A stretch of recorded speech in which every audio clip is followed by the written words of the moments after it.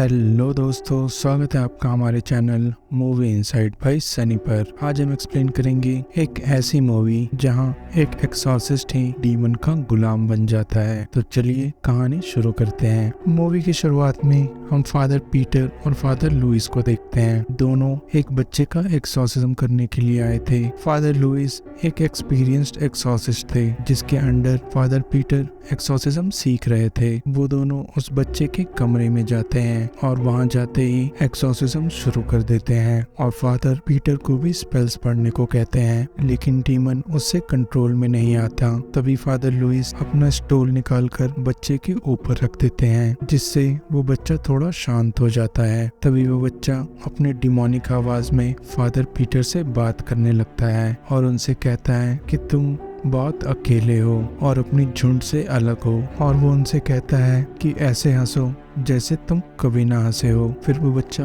ऐसा हंसता है जिससे उसके दोनों गाल फट जाते हैं और उससे खून आने लगता है। तभी वो बच्चा अपनी मदर के लॉकेट को हवा में उठा देता है और अपनी मदर को कंट्रोल करते हुए उन्हीं के हाथों से उनका गला दबाने लगता है। ये देखकर फादर पीटर उनके गले से वो क्रॉस निकालने जाता है। क्रॉस के निकलते ही वो सीधे फादर लुइस के गले में घुस जाता है और उनके गले से बहुत सारा खून बहने लगता है। फादर लुइस पीटर से कहते हैं कि तुम्हें ये एक्सॉर्सिज्म पूरा करना होगा। तभी उस बच्चे का हाथ जलने लगता है, जिस पर उसके डैड फादर पीटर को अपने बेटे को बचाने की गुजारिश करते हैं, लेकिन फादर पीटर कुछ नहीं कर पाते और ये सीन यहीं पर शिफ्ट हो जाता है। फिर हम 26 साल बाद का सीन देखते हैं, जहां फादर डैनियल एक्सॉर्सिज्म सीखने के लिए चर्च में आए थे। डैनियल ऑफिस में जाता है जहां उसे फादर पीटर मिलते हैं, जो अब एक्सॉर्सिज्म के एक्सपर्ट बन चुके थे। जहां आर्च बिशप फादर पीटर को बताते हैं कि आज से डैनियल आपका स्टूडेंट है और इसे एक्सॉर्सिज्म सिखाना आपकी जिम्मेदारी है। फादर पीटर इस बात के लिए मान जाते हैं। फादर पीटर के बाहर जाते ही आर्च बिशप डैनियल से कहते हैं कि पीटर बड़े ही अलग किस्म के हैं, उनका एक्सॉर्सिज्म का तरीका बहुत ही अलग होता है। और फिर वो उसे बताते हैं कि 1990 में फादर पीटर बच्चे को नहीं बचा पाए थे, जिसकी वजह से वो काफी चेंज हो चुके हैं। फिर अगले सीन में हम फादर पीटर और फादर डैनियल को एक कार में देखते हैं, जहां डैनियल फादर पीटर से कहता है कि वो अपने क्लास का टॉपर था, वो चाहे तो उससे कुछ भी पूछ सकते हैं। फादर पीटर इस बात का मजाक बनाकर टाल देते हैं। तभी फादर पीटर डैनियल से पूछते हैं कि आर्च बिशप उनके बारे में क्या कह रहे थे, जिस पर डैनियल उनसे कहता है कि वो आपको सबसे बेस्ट मानते हैं, कि आप चर्च के बेस्ट एक्सॉर्सिस्ट हैं। तभी फादर पीटर डैनियल से कहते हैं कि मैं बताता हूँ कि उन्होंने क्या नहीं कहा होगा। आज से कुछ सालों पहले हम एक बच्चे का एक्सॉर्सिज्म करने गए थे, जहाँ मेरी टीचर फादर लुइस मारे गए और मैं उस बच्चे को नहीं बचा पाया। आज भी मेरे जहन में उस बच्चे की यादें बसी हुई हैं, जो मुझे अंदर से हमेशा हॉन्ट करते रहती है। फिर फादर पीटर डैनियल से पूछते हैं कि तुम यहाँ क्यों आए हो, जिस पर डैनियल कोई जवाब नहीं दे पाता। फादर पीटर उसे कपड़े चेंज करने को कहते हैं। फिर वो दोनों एक शेल्टर में जाते हैं, जहाँ फादर पीटर डैनियल को कहते हैं कि यहाँ पोजेस्ड कौन है, मुझे ढूंढ कर बताओ। तभी उनसे मिलने वहाँ की केयर टेकर आती हैं और फादर डैनियल पोजेस्ड आदमी को ढूंढने में लग जाते हैं। तभी उसे एक आदमी सबसे दूर अलग बैठा हुआ दिखाई देता है और उसे लगता है कि वो आदमी पोजेस्ड है। फादर को देखकर वो उन्हें वहाँ से जाने को कहता है और फिर उनसे झगड़ने लगता है, जिससे फादर को यकीन हो जाता है कि ये पोजेस्ड है, लेकिन ऐसा कुछ भी नहीं था। तभी फादर पीटर डैनियल को एक पेपर देते हैं और उसे जोर से पढ़ने को कहते हैं। उसके पढ़ते ही वो केयर टेकर अजीब सा बिहेव करने लगती है और उसके अंदर का डीमन बाहर आ जाता है, मतलब वो केयर टेकर पोजेस्ड थी और ये बात फादर पीटर पहले ही जान चुके थे। फिर वो डीमन लोगों को हॉन्ट करने लगता है। तभी फादर पीटर एक्सॉर्सिज्म करके उसका पोजेशन खत्म करते हैं। फिर फादर पीटर डैनियल से कहते हैं कि डीमन बहुत ही चालाक होते हैं, वो वहाँ छुपते हैं जहाँ लोगों की सोच भी नहीं जाती। इसीलिए एक असली एक्सॉर्सिस्ट को डीमन के पीछे भागना चाहिए उससे दूर नहीं। तुमने सिर्फ थ्योरी पढ़ी है, रियल एक्सॉर्सिस्ट बनने के लिए एक्सपीरियंस का होना बहुत जरूरी है। फिर फादर पीटर डैनियल को चार्ली के घर ले जाते हैं, जिसने हाल ही में अपनी सिस्टर को मार डाला था। वो उसे घर में अकेला भेजते हैं। तभी फादर डैनियल को कुछ विजन्स आते हैं। पहले विजन में चार्ली की फैमिली उसे बाहर खेलने जाने के लिए मना कर रही थी, और दूसरे विजन में एक साइकाइट्रिस्ट चार्ली से बातें कर रहा था, और तीसरे विजन में हमें चार्ली की बहन मरी हुई दिखती है। तभी फादर डैनियल को हेल्प मी की आवाज सुनाई देती है, जो और किसी की नहीं, चार्ली की थी। और जब फादर डैनियल चार्ली की हेल्प करने जाते हैं तो पोजेस चार्ली उस विजन के अंदर ही उन पर हमला कर देता है, जिससे फादर डैनियल के समझ जाते हैं कि चार्ली पूरी तरह से पोजेस्ड है। फिर वो दोनों चार्ली से मिलने जेल के अंदर जाते हैं, और यहाँ पर भी फादर पीटर डैनियल को अकेले ही चार्ली से मिलने को कहते हैं। चार्ली फादर डैनियल से कहता है कि मैंने अपनी फैमिली को नहीं मारा, मेरे कमरे में कोई आता और वो मुझे पोजेस कर लेता, और मैं खुद को बचाने के लिए कुछ भी नहीं कर पाता। फिर फादर डैनियल चार्ली से पूछते हैं कि तुम्हारे साथ ये सब कब शुरू हुआ, जिस पर वो उन्हें बताता है कि जब से वो अपने दोस्तों के साथ केयर सिटी गया तभी से उसके साथ ये सब चीजें होना शुरू हुई। तभी अचानक चार्ली के अंदर का डीमन पर हावी हो जाता है, और वो फादर डैनियल को जमीन पर पटक देता है, और वो उससे कहता है कि हम हवा पानी हर जगह हैं, और अब तुम्हें हमसे कोई नहीं बचा सकता। तभी वहाँ एक गार्ड आकर चार्ली को कंट्रोल करता है। उसके बाद फादर पीटर और फादर डैनियल दोनों स्केर्ड सिटी जाते हैं, जो कि एक वीडियो गेम पार्लर था। वहाँ पर चार्ली के दोस्त पहले से ही मौजूद थे। वो उन्हें एक डार्क रूम में ले जाते हैं, जहाँ एक ओजो गेम बोर्ड पड़ा हुआ था, जिसे आखिरी बार चार्ली ने खेला था। चार्ली के दोस्त फादर को बताते हैं कि चार्ली को डेयर दिया गया था। उसके बाद चार्ली इस गेम को खेलता है, और उसके बाद से ही वो पोजेस हो गया। फिर फादर डैनियल वो गेम खेलने लगते हैं जिसे बच्चे रिकॉर्ड कर रहे थे। फादर डैनियल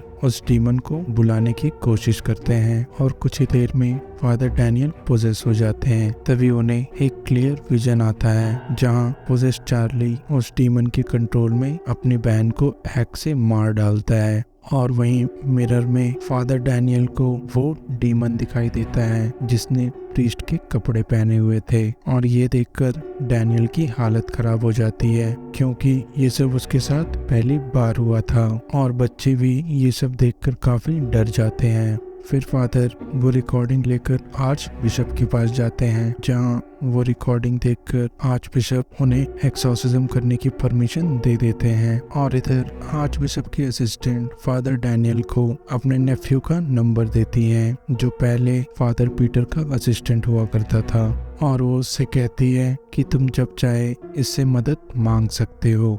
और इधर जेल में एक साइकाइट्रिस्ट चार्ली से कुछ सवाल जवाब कर रहा था। तभी फादर डैनियल वहां आ जाते हैं, और वो चार्ली को उस डीमन को डिस्क्राइब करने को कहते हैं। वो उस डीमन को डिस्क्राइब कर ही रहा था कि तभी वो डीमन उस पर हावी हो जाता है, और वो पास में पड़ी हुई पेंसिल साइकाइट्रिस्ट के हाथ में लेविटेट करके घुसा देता है, और फिर वो खुद भी हवा में लेविटेट होने लगता है। और वो फादर डैनियल से कहता है कि उसने ही चार्ली की फैमिली को मारा है, क्योंकि वो सभी बहुत कमजोर थे, और उन्हें मारकर मैंने उनका सोल क्लेम कर लिया है, और जल्दी मैं तुम्हारा भी सोल क्लेम कर लूंगा। फिर गार्ड्स आकर चार्ली को फिर से लॉक कर देते हैं। तभी फादर डैनियल को फादर पीटर से जुड़ी एक विजन आती है, जहां फादर पीटर फादर लुइस के साथ उसी बच्चे का एक्सॉर्सिज्म कर रहे थे जो जलकर मर गया था। तभी अचानक जेल की लाइट चली जाती है, और चार्ली जेल के सभी लोगों को मारने लगता है। अंधेरे में